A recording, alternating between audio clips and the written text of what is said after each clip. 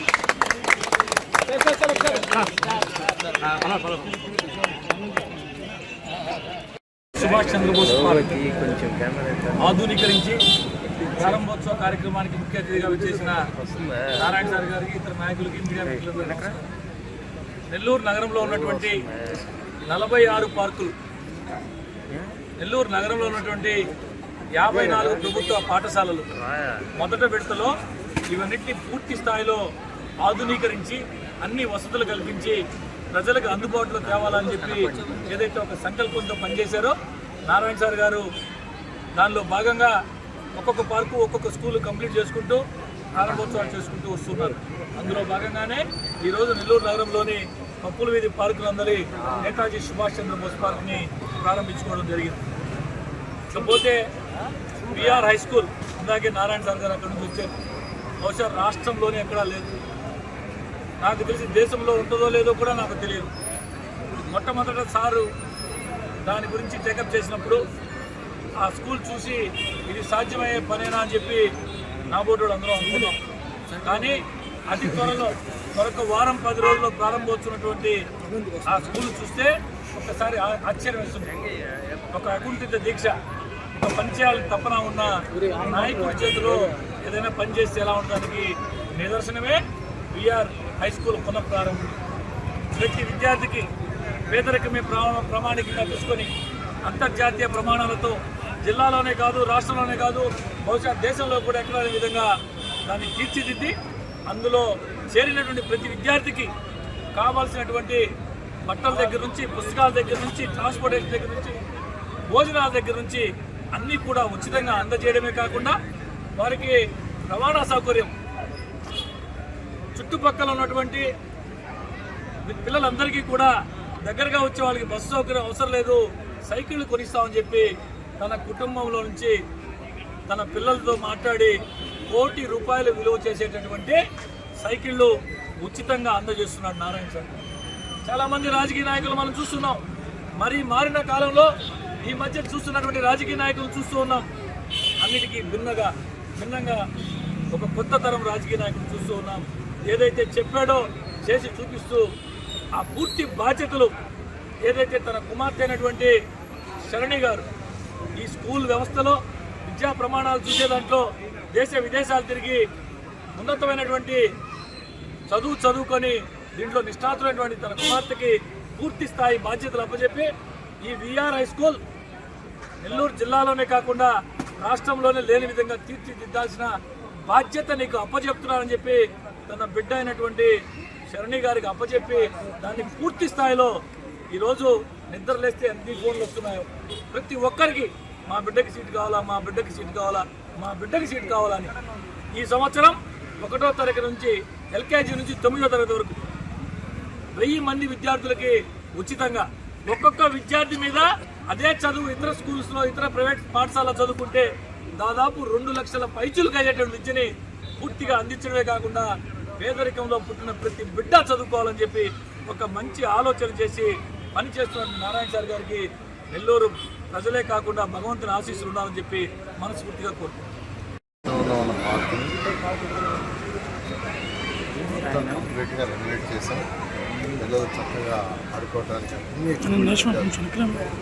ఆ పిల్లలు ఆట పాటలు చూస్తుంటే ఎంతో ఇష్టంగా ఉంది. సో ఆనందానికి వదిలేదు. బస్ పిల్లలు వాళ్ళ మనసులో ఎటువంటి భేదారాయంలో ఆడుతూ వాళ్ళు ఆడుతూ వస్తున్నారు.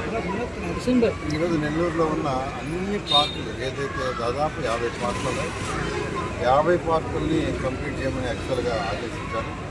దాదాపు 30 పార్కులు కంప్లీట్ చేసి ఇనాగరేషన్ కూడా అయిపోయింది.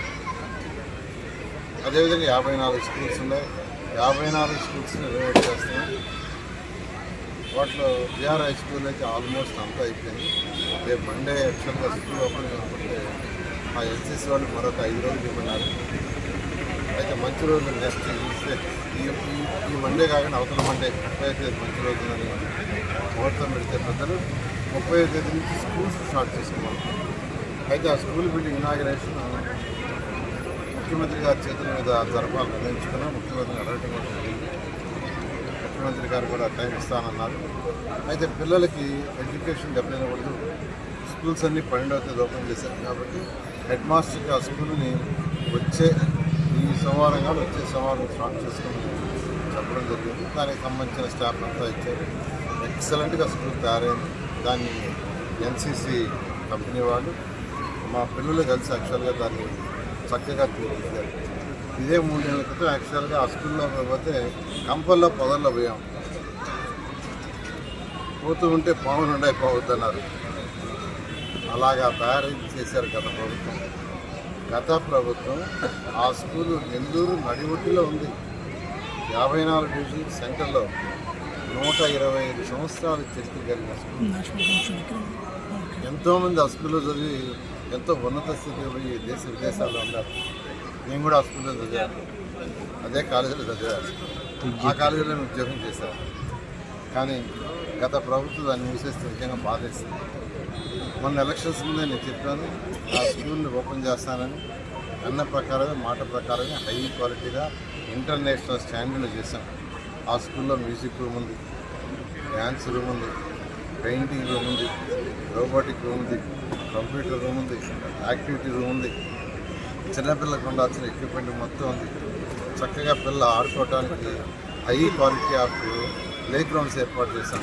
హై క్వాలిటీ ఇలా ఒక ఇంటర్నేషనల్ స్కూల్లో ఏదైతే ఉందంటే దానికి చక్కగా అడ్మిషన్ కూడా దాదాపు 5,000 మంది అడిగారు. అయితే ఒక 1,100 మంది మాత్రం ఇవ్వగలిగిన వచ్చే సంవత్సరం మరొక 1000 మందికి ఇస్తాం. స్కూలు ఏ స్కూల్ అయితే నేను తయారు చేశాను, నేను చదివిన స్కూలు, ఆ స్కూల్ని డిఎస్ఆర్ అనే కన్స్ట్రక్షన్ కంపెనీ యజమానికి యాక్చువల్గా సూచించారు సుధాకర్. ఆయన కూడా దాన్ని చూసిన వెంటనే నేను కూడా ఒక స్కూల్ తీసుకుంటానని మోలాపేట గర్ల్స్ హై స్కూల్ తీసుకుని ఇదే విధంగా తీర్చిస్తున్నారు. వారికి ప్రత్యేకంగా ధన్యవాదాలు తెలియజేస్తాను. అదే కదా వేమిరెడ్డి ప్రభాకర్ గారు తీసుకొచ్చి చూపించారు. ఆయన చూసి నేను కూడా స్కూల్ చేస్తానని ఆర్ఎస్ఆర్ తీసుకున్నాను. ఇట్లా నెల్లూరులో చదువుకొని ఉన్నత స్థితికి పోయిన ప్రతి ఒక్కరు రిక్వెస్ట్ చేస్తాను. మనందరూ తలా ఒక స్కూల్ చేస్తే పేదల నిరుపేదలకి మంచి ఈరోజు ఆ స్కూల్లో మెజారిటీ అడ్మిషన్లు ఎవరు చేసామంటే పాస్ పని చేసుకునే తల్లుల బిడ్డలకి, తండ్రి లేని వాళ్ళకి, తల్లి లేని వాళ్ళకి, పేదలు నిజంగా ఎంతో ఆనందం. ఇలా ఈరోజు నెల్లూరుకి ఏదైతే సోషల్ ఇన్ఫ్రాస్ట్రక్చర్ స్కూల్స్ కావచ్చు, పార్కులు కావచ్చు, ఇది చేస్తూ ఏదైతే 14-19లో టేకప్ చేసామో యూజిడి అండర్గ్రౌండ్ డ్రైనేజ్ కానీ లేదు డ్రింకింగ్ వాటర్ 2 ఒక 7 ఉన్నాయి. మరొక 1 అవర్లో కంప్లీట్ అవుతాయి. స్వచ్ఛమైన వాటర్ వస్తుంది. అప్పటిదాకా కొద్దిగా ఇబ్బంది ఉంటుంది, ఓర్చుకోండి. ఖజానా ఖాళీ, ఖజానాలో డబ్బులు లేవు. 10 లక్షల కోట్లు అప్పు చేసి వెళ్ళాడు ఆయన. మీరు కట్టే ట్యాక్స్లు అప్పుడుగా జరిగినప్పుడు నెల్లూరులో రామిరెడ్డి కెనాలు, ఉయ్యాల కెనాలు, తర్వాత మల్లప్ప కాలువ, ఈ కెనాల్స్ని ఆధునీకరించాలని చెప్పాను ఎలక్షన్ ముందు. దానికి 50 కోట్లు ముఖ్యమంత్రి గారి బడ్జెట్లో పెట్టించాను. ఫైల్ కూడా ఫైనల్ స్టేజ్లో ఉంది. బహుశా వారంలో దాని యొక్క అప్రూవల్ వస్తుంది. బడ్జెట్లో అయిపోయిందంటే ఒకటి వచ్చేస్తుంది. సో ఈ నెలాఖరాకు కానీ నెక్స్ట్ మంత్ ఫస్ట్ వీక్లో కానీ దానికి కూడా టెండర్లు పిలిచి ఈ 3 కాలువల్ని ఆధునిక 2 పక్కల రివీట్మెంట్ కాంక్రీట్ వాల్ కట్టి పైన స్లాబ్ పెట్టారు. ఎందుకు స్లాబ్ అంటే అండర్ గ్రౌండ్ డ్రైనేజ్ చేసినప్పుడు దోమలు లేకుండా ఉండాలంటే ఆ కెనాల్ మీద కూడా కవర్ ఉండాలి. ఈ విధంగా నేను నెల్లూరు ప్రజలకు ఒకటే చెప్పేది, 1 by 1 చేసుకుంటూ వస్తాను. కొద్దిగా వదిలి పట్టండి. 14-19 లాగా ఖజానా ఉంటే ఇవరికి అన్నీ చేసేస్తాం. ఈ 1 yearలో ఖజానా లేదు, అప్పుల పాలు అయిపోయింది రాష్ట్ర ప్రభుత్వం. అయినా ముఖ్యమంత్రి గారికి ఉన్న అపారాలతో 1 by 1 తీసుకొస్తున్నాను. కానీ నెల్లూరు ప్రజలందరూ నేను రిక్వెస్ట్ చేసి కొద్దిగా ఓపిక పట్టండి. ఏదైతే ఎలక్షన్స్ మాట చెప్పామో ఎలక్షన్స్ 100% పనిచేస్తాను.